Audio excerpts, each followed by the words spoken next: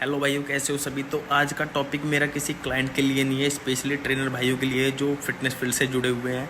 तो मेरे दिमाग में भी और शायद और जो भाई हैं मेरे फिटनेस से जुड़े हुए उनके दिमाग में भी क्वेश्चन आता है कि क्या सर्टिफिकेशन करने का कोई बेनिफिट है।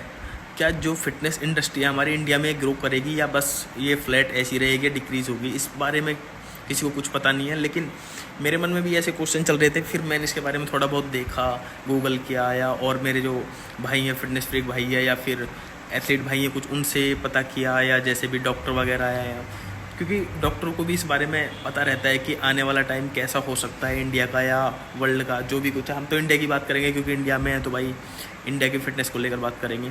तो भाई क्वेश्चन दो ही आते हैं। पहला, क्या सर्टिफिकेशन करने का कोई बेनिफिट है। दूसरा, क्या इंडिया की जो फिटनेस इंडस्ट्री है ये ग्रो करेगी या एक जगह होल्ड हो चुकी है।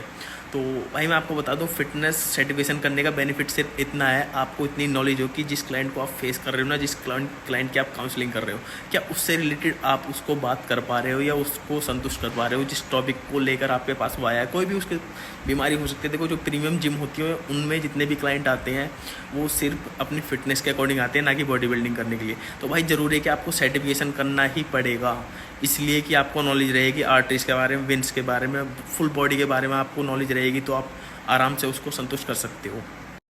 क्योंकि किसी भी प्रीमियम जिम में अगर कोई क्लाइंट आ रहा है ना, तो वो स्पेशल पॉपुलेशन के अकॉर्डिंग, जिसमें सर्वाइकल थैरोसिक या सीनियर सिटीजन हो सकते हैं, या फीमेल फिटनेस बोल सकते हैं जिसको कह सकते हैं प्रेग्नेंट लेडी, तो उसको कैसे आप ट्रीट कर सकते हो। तो ये सारी चीज़ें ना आपके सर्टिफिकेशन में सिखाई जाती है।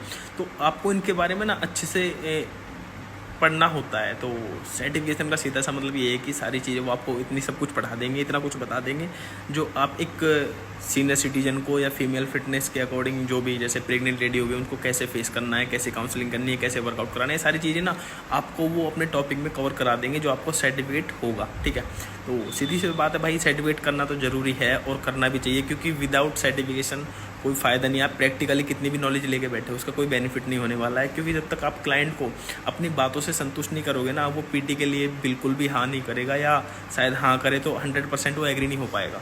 दूसरी बात ये है कि इंडिया में फिटनेस इंडस्ट्री ग्रो करेगी या नहीं करेगी। भाई देखो, सीधी सी बात है, डॉक्टर की दुकान और जिम्स ट्रेनर, इनका काम कभी बंद नहीं होने वाला है। इंडिया में क्या, वर्ल्ड में कभी बंद नहीं होगा। तो भाई सीधी सी बात है, ये ग्रो करेगी और हमेशा करेगी। जैसे पब्लिक बढ़ रही है ना, वैसे ही जो ट्रेनर्स है ना, उनकी डिमांड हमेशा बढ़ती रहेगी। और 2030 तक जो है ना ग्राफ, ये बहुत पीक पर पहुंचेगा। और ऐसा कि ट्रेनरों की नीड इतनी ज़्यादा हो जाएगी ना, ट्रेनरों की कमी देखने को मिलेगी। अपने इंडिया की बात करेंगे, अपने इंडिया में इतनी कमी हो जाएगी ना ट्रेनरों की, सर्टिफाइड ट्रेनरों की। तो भाई करो।